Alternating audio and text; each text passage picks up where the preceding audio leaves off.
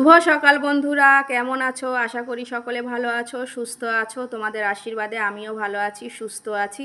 Y নুরি blogs চ্যানেলে তোমাদের সকলকে স্বাগত জানিয়ে আবারও একটা সুন্দর ভিডিও নিয়ে চলে আসলাম। আশা করি তোমাদের ভালো লাগবে। তো আজকে সকাল থেকে একটু শরীরটা অনেকটাই খারাপ মতন লাগছিল। সকালে একবার ঘুম থেকে উঠেছিলাম, উঠে আবারও গিয়ে শুয়ে পড়েছিলাম, কারণ গা হাত পা প্রচুর পরিমাণে ব্যথা করছিল, কেন জানি না। তো তারপরে যখন একটু বেলার দিকে, মানে তখন 10টা বাজে উঠেছি, তো দেখলাম বাইরে প্রচুর পরিমাণে বৃষ্টি হচ্ছে। আর বৃষ্টির দিনে তো এমনি একটু মানে কাজ করতে তেমন একটা ইচ্ছা হয় না। তো তারপরেও কি করব, করতে তো হবেই।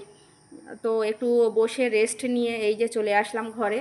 বিছানাপত্র অনেকটাই অগোছালো হয়েছিল, আর রাত্রে আমার মেয়ে খেলা করেছিল, তো তো সারা খাটে এটা সেটা সরিয়েছিল।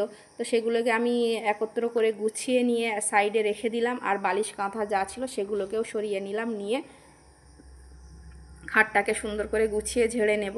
আর পাশের ঘরের খাটে এখনও পর্যন্ত মানে ছেলেটা ঘুমাচ্ছে বলে ওই খাটটা এখনও গোছাতে পারিনি, তবে এটা হয়ে গেলে হয়তো পরে করবে। একটু বর্ষা বর্ষা ওয়েদার আছে, তো ওই জন্য এখনও সকাল সকাল ওঠেনি, একটু ঘুমাচ্ছে। আর ওই যে বললাম আমার শরীরটা খারাপ, তারপরেও উঠেছি, উঠে করতে তো হবেই। দেখি কতটা কি করতে পারি, কারণ ভালো না লাগলে কিছুই ভালো লাগে না। আর তারপরে বোনেরা চলে গেছিলো, একটু মানে ঘরটাও একটু হয়েছিল। তো মনে করলাম যে আজকে কিছুই করব না, শুয়ে থাকবো, কিন্তু তাই বললে তো আর হবে না, উঠতে তো হবে, করতেই হবে। তো এই যে তোমাদের সাথে কথা বলতে বলতে দেখো আমার বিছানার চাদরটাকে গোছানো হয়ে গেছে, আর পাশের ঘর থেকে আমার মেয়ে ওই যে খাট ঝাড়াটা এনে আমাকে দিয়ে দিল। তো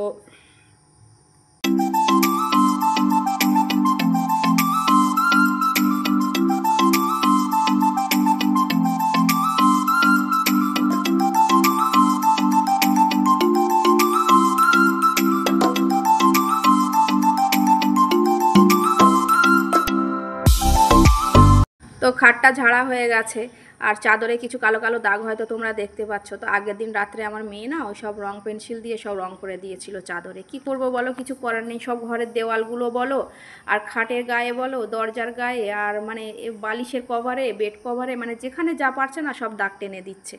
কি বলবো, কত মুছবো, কত পরিষ্কার করব, রোজ রোজ ওরকম অত দেওয়ালে ঘুঁটে দিলে আর রোজ রোজ কি পরিষ্কার করা সম্ভব? কিন্তু আর ওগুলোই বা আমি সরিয়ে কোথায় রাখবো, কারণ ওগুলো তো আমার ছেলেটা যেহেতু বড়, ও উঁচু ক্লাসে পড়ে, ওর ওগুলো সব সময়ের জন্যই লাগে, রং পেন্সিল ড্রয়িংয়ের কাজকামগুলোও করে।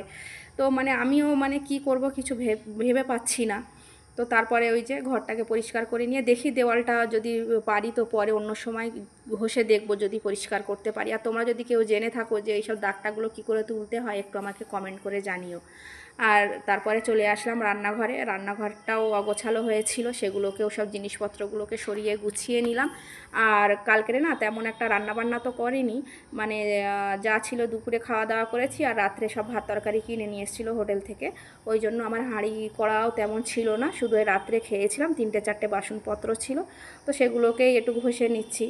আর ওই যে বললাম সকালেই যে শরীরটা একটু ব্যথা মতন, গা হাত পাতে সবটাই যেন ব্যথা ছিল, হঠাৎ করে কেন জানি না।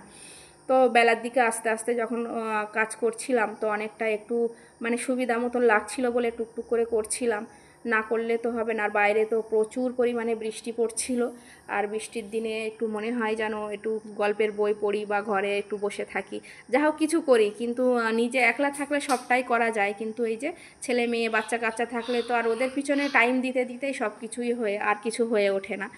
তো তারপরেও চেষ্টা করলাম আস্তে আস্তে উঠে কাজকামগুলোকে প্রায় গুছিয়ে নিলাম। আর এই যে বাসনপত্রগুলোকেও ধুয়ে নিচ্ছি। আর বাইরে যেহেতু বৃষ্টি হচ্ছে, অনেকটাই পরিমাণে কাপড় চোপড় ছিল। আর বোন যে চলে গেল, তারপরে যেসব বেড কভারগুলো তুলেছিলাম অনেকটাই, মানে 3-4টে বেড কভার ছিল, সেগুলো তো ওইভাবেই আছে, ওগুলোকে আমি কিছুই কাচতে পারিনি। এই যে মানে আগের দিন কেচেছিলাম খানিকটা, তো বেলার দিকে আবার বৃষ্টি হয়েছিল, সব কিছু শোকাতে পারিনি। সকালের দিক থেকে বৃষ্টি হচ্ছিল আস্তে আস্তে, তো বেলার দিকে একটু রৌদ্র মতন হয়েছিল, আমি ছাদে দিয়েছিলাম, কিন্তু সব কাপড় চোপড় শুকায়নি। তো সেগুলো এমনি ঘরের ভিতরে জড়ো হয়েছিল, মেলে দিয়েছিলাম। আবারও আজকে তো সকাল থেকেই বৃষ্টি শুরু হয়েছে, তা আজকেরও যদি অত কাপড় চোপড় কাচি, তো ওগুলো আর মেলার জায়গা থাকবে না বলে ওই জন্য সব কাপড় চোপড় নেইনি, তবে অল্প কিছু কাপড় চোপড় নিয়েছি। তো কাচতে তো হবেই, না কাচলে হবে না, কারণ ওদের গেঞ্জি প্যান্ট, মেয়ের জামা কাপড়, মানে কাঁথা কম্বল অনেক কিছুই আছে, সেগুলো না কাচলে নয়, কাচতে হবেই, না হলে ঘরের ভিতরে থাকলে একটা গ্যাস গন্ধ বার হবে। তো ওইগুলোই নিয়েছিলাম। তো তারপরে এই যে ওগুলোকে বাথরুমে যেহেতু কাচা নেই তো অনেকটাই কাজ কম, আর কিছুটা বোতল ভর্তি করে ফ্রিজে দিয়ে দিচ্ছি। যদিও আজকের মানে ওয়েদারটা তেমন গরম নেই, ঠান্ডা ঠান্ডা ভাব আছে, ফ্রিজের পানি না খেলেও চলবে, তারপরেও ওই যে খেয়ে অভ্যাস হয়ে গেছে তো মনে হয় যেন একটু হালকা ঠান্ডা না হলে হয় না। তো বোতলগুলো ফ্রিজে দিয়ে দিলাম। আর এই যে পাখিদেরকে আজকে আর বাইরে বার করিনি, ওদেরকেও ঘরে খাবার দিয়ে দিয়েছি, আর পানিতে একটু ওষুধ দিয়ে দিলাম। একটা পাখি দেখছিলাম একটু মানে কেমন ঝিমোনো মতন করছে এক ধারে গিয়ে, ওই জন্য একটু ওষুধ দিলাম যাতে ও সুস্থ হয়। আর এই যে এদেরকে একটু খাবার দিয়ে দিলাম সকালে, তো দেখো কি কেমন করে খাচ্ছে, একদম কাড়াকাড়ি করছে। তো সব কিছু মানে সবাইকে খাওয়ান দাওয়ান দিয়ে আমি এদিকে চলে আসলাম এবার নিজে খাওয়ার জন্য। আর একটু চা করে নিলাম। আর এই যে আমটাকে সিদ্ধ করতে দিয়েছি, আর আগের দিনে যে মুরগির চামড়া ছিল, পা ছিল, সেগুলোকে বার করে রেখেছিলাম রান্না করার জন্য একটু মাংসর সঙ্গে দিয়ে। তো যদিও মাংস আনেনি, বললো রাত্রে আনবে, দিনের বেলাতে একটু মাংস ছিল, আলু ছিল, বলছে ওইগুলো মাংস ছিল, বলছে আলুটা দিয়ে ভাজা করো আর ডাল করো। আর মানে এইটা দিয়ে, আর ডিম ছিল, পাখির ডিম, সেগুলোকে ভেজে আমরা খেয়েছি। আর রাত্রে মাংসটা আনবে, ওটা রান্না করে খাবো। তো আমের চাটনিটাও হয়ে গেছিলো, ওটা ফোড়ন দিয়ে দিলাম, ডালটাও হয়ে গেছে, ফোড়ন দিয়ে দিয়েছি।